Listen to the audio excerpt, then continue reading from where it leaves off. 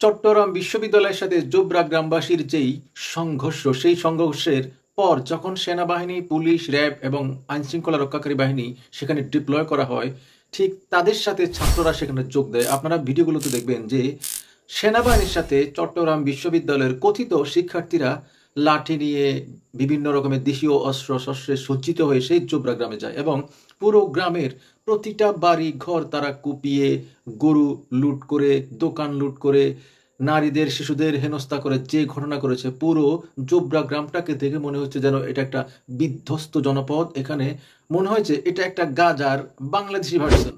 সেনাবাহিনীর সাথে ছাত্ররা লাঠিসোঁটা নিয়ে কি করছে এবং সেনাবাহিনী এই ছাত্রদেরকে নিয়ে কেন গেল বা পুলিশ এদেরকে নিয়ে কেন গেল? সেনাবাহিনী যখন গেলই তখন এই ঘটনার শুরুতে তো তারা যেতে পারতো।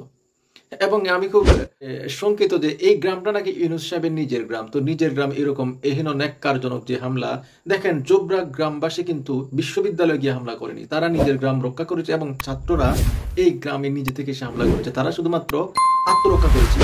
আপনারা ভিডিওগুলোতে দেখবেন যে গ্রামের আইলে তাদেরকে মারছে, রাস্তার ভেতর ধরে মারছে গ্রামবাসী, ছাদ থেকে মারছে। এই জায়গাগুলো কিন্তু চট্টগ্রাম বিশ্ববিদ্যালয়ের এলাকায় না। অর্থাৎ এই ছাত্ররা যখন ওই দারোয়ানের সাথে যে ঘটনাটা, সেখান থেকে ওই মেয়ে যখন ওই ছাত্রদেরকে গিয়ে বিচার দিল, এবার চিন্তা করুন, চট্টগ্রাম বিশ্ববিদ্যালয় দেশের অন্যতম শ্রেষ্ঠ বিদ্যাপীঠ, সেখানে একজন ছাত্রী পড়ে, তার এতটুকু সেন্স নেই যে সে যদি কোনোভাবে হেনস্থা হয় তার তো পুলিশের কাছে যাওয়া উচিত ছিল, তাহলে সে মবের কাছে গেল কেন? সে গেল ছাত্রদের কাছে। তারা কি অথরিটি এই সমস্যা সমাধানের? এবং তারা কি এই সমস্যা সমাধান করার জন্য পারফেক্ট লোক? মানে এই মেয়ে চাইছিল যে ওই ছেলেদেরকে এনে এই গ্রামবাসীকে, অর্থাৎ ওই দারোয়ানকে একটা উচিত শিক্ষা দেবে এবং দারোয়ানের সাথে তাদের দুর্ব্যবহার এবং ঘটনার পরিপ্রেক্ষিতে পুরো গ্রামবাসী একতাবদ্ধ হয়ে খেপে যায় এবং ফলে তারা প্রতিহত করে এদেরকে। এবং এরা যখন প্রথম দফা ওই গ্রামে গিয়ে মার খায়, তখন পুরো চট্টগ্রাম বিশ্ববিদ্যালয়ের পুরো মব গ্যাং সেখানে যায় এবং ফলশ্রুতিতে প্রায় 3 থেকে 400 ছাত্র সেখানে আহত হয় এবং খুব ক্ষিপ্ত হয় গ্রামবাসী, তাদেরকে ঘিরে ফেলে এবং যেখানে পেয়েছে সেখানে তাদেরকে ধুলাই দিয়েছে। কিন্তু এটা কেউ বলে না যে ছাত্রদের আবাসিক হলে গিয়ে প্রথমে ঘটনা শুরু হয়েছে। প্রথমে শুরু করেছিল এই ছাত্ররাই, যাদের আইনের প্রতি শ্রদ্ধা নেই, প্রশাসনের প্রতি আস্থা নেই, যাদের আস্থা হচ্ছে মবের উপর।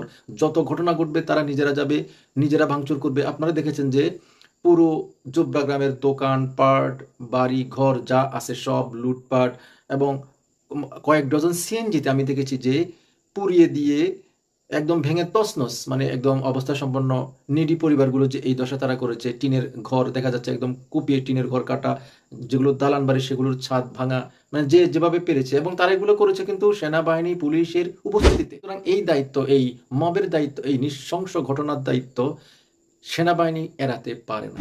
এই দেশে সেনাবাহিনী তো আইনের শাসন বাস্তবায়ন করতে চায়। সেনাপ্রধান যেদিন প্রথম দিনই ক্ষমতা নিয়েছিল, এই উপদেষ্টা পরিষদ, তিনি যখন এদেরকে ক্ষমতা দেবেন ঠিক তখনই তিনি বলেছিলেন যে আমি দায়িত্ব নিয়েছি। এই আপনার দায়িত্ব নেওয়ার নমুনা। আপনি আইনের শাসন বাস্তবায়ন করতে ব্যর্থ, মব ঠেকাতে ব্যর্থ, পরে আপনি মবকে নিয়ে গিয়েছেন সেখানে গ্রামবাসীর উপর হামলা করতে। এই ঘটনার নিন্দা জানাই। এই ঘটনার যারা দোষী তাদেরকে আইনের আওতায় আনা হোক এবং যারা এই ঘটনার শুরুটা যারা শুরু করেছিল তাদেরকে আইনের আওতায় আনা হোক। কোন ছাত্ররা যে প্রথমে এই গ্রামে গিয়ে সেই মানুষদের উপর হামলা করেছে? এখন এভাবে তাহলে কি দেশে চলতে থাকবে? এই একটার পর একটা ক্যাওস তৈরি করে আসন্ন নির্বাচন পেছানোর ষড়যন্ত্র ছাড়া আর কিছুই না বলেই আমি মনে করি। এবং এই 5 আগস্ট পরবর্তী সারা বাংলাদেশে ছাত্ররা নিজেরা নিজেদের রক্ত ঝরাচ্ছে সর্বত্র, সবগুলো ইউনিভার্সিটিতে, কম বেশি কলেজে, স্কুলে পর্যন্ত।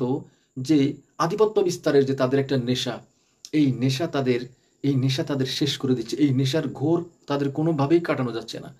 শেরপুরে বহিরাগত হামলা, চট্টগ্রামে হামলা, এবং তারা নিজেরাও হামলা করেছে। ঢাকা ইউনিভার্সিটিতে তারা মানুষ মেরেছে, জাহাঙ্গীরনগর ইউনিভার্সিটিতে তারা মানুষ মেরেছে। এখানে শক্তিতে না পেরে তারা নিজেরা আহত হয়েছে। এখানে কিন্তু তালাত মাহমুদ খান রাফি, সে কিন্তু পোস্ট করেছে সবাইকে যাওয়ার জন্য, জনগণ তাদের ডাকে সাড়া দেয়। এই হলো দেশের সর্বশেষ অবস্থা। আপনারা বর্তমান রাষ্ট্রের এই হেন অবস্থায় কে কে সন্তুষ্ট আর কে কে অসন্তুষ্ট, দয়া করে কমেন্টে জানান। কোনো ভুল বলে থাকলে ক্ষমা সুন্দর দৃষ্টিতে দেখবেন আশা করি। দলমতের ঊর্ধ্বে উঠে একটু দেশের হয়ে কথা বলি। এই বর্ষায় গাছ লাগান, পরিবেশ বাঁচান, সাপ মারবেন না, পলিথিন ব্যবহার সীমিত করুন, চ্যানেলটি সাবস্ক্রাইব করুন। ধন্যবাদ, ভালো থাকবেন। আসসালামু আলাইকুম। বিপ্লব দীর্ঘজীবী হোক।